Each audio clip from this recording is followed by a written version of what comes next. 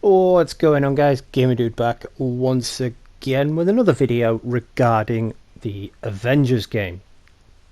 So if you play the game frequently, you will be aware that the game received a patch update on Wednesday. Well, for me it was Wednesday night because I'm in the UK, not sure whatever time it was around the world.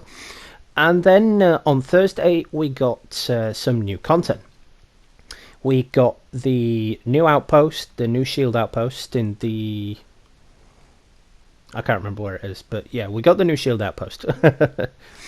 And we got the temporal missions, which will lead into the Kate Bishop DLC with all the time travel stuff, which is where I'm assuming Nick Fury is. But we have some unfortunate news regarding Kate Bishop. It would seem as though, as well as the launch into the next-gen systems for this game, the Kate Bishop DLC has been delayed, as well as I was saying, the next-gen release for this game. But you will still be able to play the game via backwards compatibility on the PS5. It just won't come with all the extra features like the DualSense upgrade and the enhanced graphics and loading times, etc. But yeah, here's what I was able to find out regarding the delay and why it's been delayed. And all this has come from Crystal Dynamics. So the developer has published a new state of the game, which also detailed that there would be reward packs for all current players. The bundle will grant you 1,500 credits. So that's really cool if you like buying stuff off the market and you've completed all the challenge cards. You'll get 7,000 units. Again, that's really great. If you haven't bought all the stuff from the cosmetic vendor, then you can get some more skins for your characters, which is dope as well.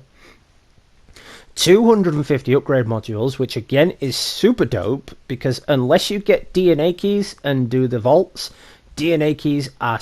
well, I'm saying DNA keys too much. Upgrade modules are super hard to come across, unless you open a chest and get 3 at a time. But, getting 3 at a time, that's just going to take too long. So your best bet is to do the DNA keys in the vaults, which, again, takes way too long, considering you can only get 2 of them daily. Maybe even 3 if you're lucky.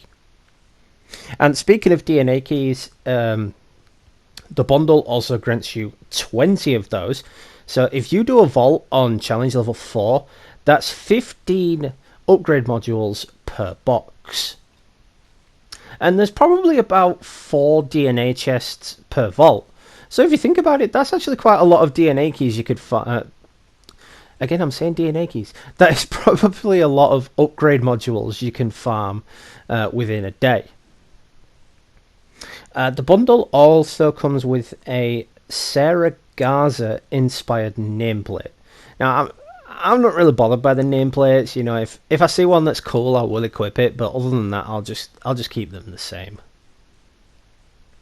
Now, in terms of the delay, Crystal Dynamics revealed that the next-gen launch of Marvel's Avengers has been pushed back into 2021 until the official launch next year.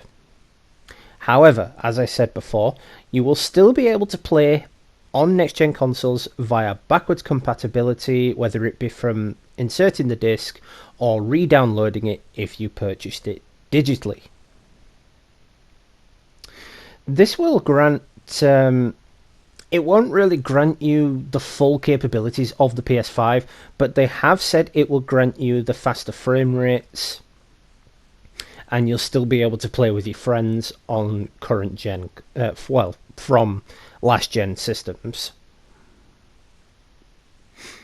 Crystal Dynamics also have a ton of changes that they're going to implement to the game over the coming months following this delay. Chiefly, there's an upcoming ping system which will let players mark loot items and other points of interests around the map to each other. Now, I don't really see the need for that because Jarvis already tells you when there's a chest with gear nearby. And if you open the tactical optics by pressing up on the pad, you can clearly see where all of the loot is. Well, minus the little chests that don't appear, but you can find those anyway because they glow. You know, it's easy enough to see them, they're easy enough to find. And it's a bad case of it's something that's not needed, really. You know, we desperately need new content for this game because the player base is shrinking dramatically. So now then, next there'll be the option to reset your progress in the main campaign and also replay the entire story with your hero's power level and gear intact. Now that is amazing in my opinion because I loved the campaign. I always loved doing another run through of a campaign in a game, whether it be on New Game Plus or just running through it again in general. Because the whole idea of discontinuation of the online stuff in Marvel's Avengers is really cool. I like how they're doing it. But it's all very repetitive, you know? All the maps are the same. All the missions are the same. I'm not saying I don't enjoy the game because I do. But it would be really nice to replay the campaign whenever I like. Especially if I get to reset my progress because, you know, I could do things a little bit differently because I remember there's a couple of missions with some choices you can make. So that would be really cool. It would be a really cool feature and it would be super dope. But yeah, let me know in the comments what you guys think about that. Crystal Dynamics has also announced that they're still seeing a higher number of crashes than they'd like to see on the PC. So to that end, they're working with NVIDIA on further improvements towards bugs. They also have a dedicated team working on solving the GPU crashes that are plaguing PC players. Recently, Crystal Dynamics, as you may know, have added the Mega Hives. It's a new weekly thing that they do. It's a 48 floor hive with 6 floors on each one that you do, and there's actually 8 of them to do. So it does keep you busy for a week, you know, it keeps you doing something, but the hive is repetitive. It's always the same map. Now, it'd be really cool if they changed it up, you know, if level 1 of the hive was, say, in the Utah Badlands, and then level 2 of the hive was on the Eastern Seaboard. You know, you move into different areas for the hive because it's always the same map and it's always the same stuff, and it just gets really bland and really stale and really boring. I find myself doing 1, maybe 2 a day as opposed to grinding the whole thing out when they first launched. So anyway, you may know that you can only play these hives single player, which does make it difficult considering you're only allowed 1 hero to go down and then it moves you on to the next hero. As opposed to, say, being with a team in a villain sector or something, you go down as many times as you want and you can get revived as many times as you want. That would be really cool in the Mega Hives.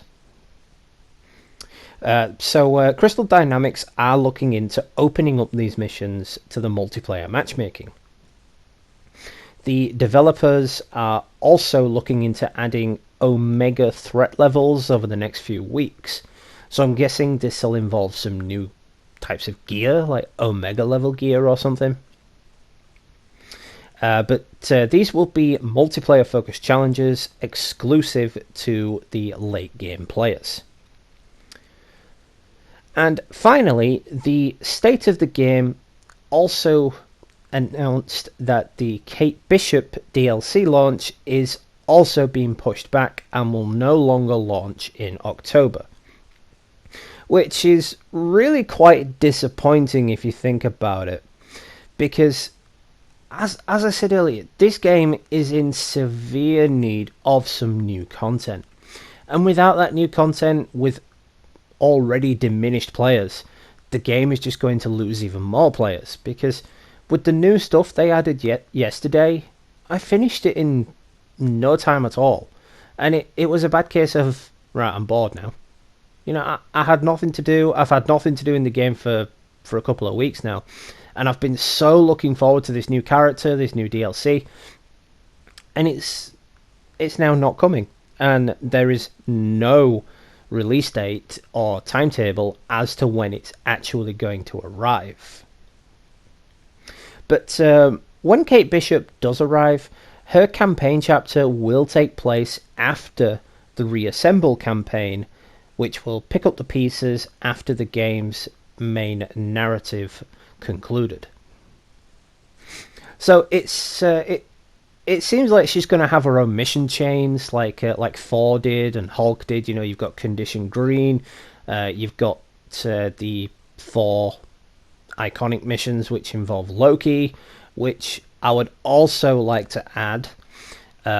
Probably means we're going to see a villain sector featuring Loki at some point in the future, because I am really getting sick and tired of fighting Abomination and Taskmaster, so we really do need some new villains in this game, as well as some new content, because it's just getting a little bit stale and a little bit bland. But still, it's still a great game, you know, and I really can't wait to play through the main campaign again, because I loved it.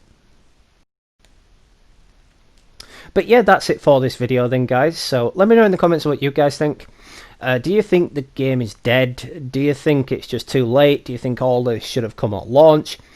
And do you think we deserve more content for what we paid for, really? I mean, you can't really complain because it's free, but just let me know what you guys think.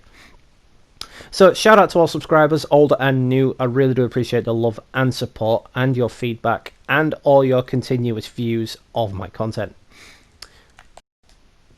I will, of course, try to bring you the best content I can, and I am going to try and upload more, because I know I've been a little bit lacking on the content side of things lately, but like I've said, I've been super busy with work. I've been looking after my dog, who is incredibly poorly at the moment. So I've just had a lot going on, and I haven't had a lot of time to do these videos. But not to worry, when I get some spare time, I'll start doing some more live streams. Of course, when the new content drops for this, I will be doing some uploads for that. There's some new content for Star Trek Online, so I fancy doing that as well. But I'm still taking requests as well, so let me know what you guys want to see. Do you want to see some more long plays? Do you want to see some more walkthroughs? What games do you want to see me play? Just let me know, and I'll be more than happy to do it if it's within my power. So yeah, I'm going to end this video by dropping my deepest condolences to anybody who may have lost a loved one due to the C virus. We're all still in this together. You know, it's still a growing concern. You know, my region has just been put back into a lockdown, so you've really got to be careful and look after yourselves. So anyway, yeah, that being said then, this has been Gamer Dude. Happy gaming, and I will catch you all in the next one, guys.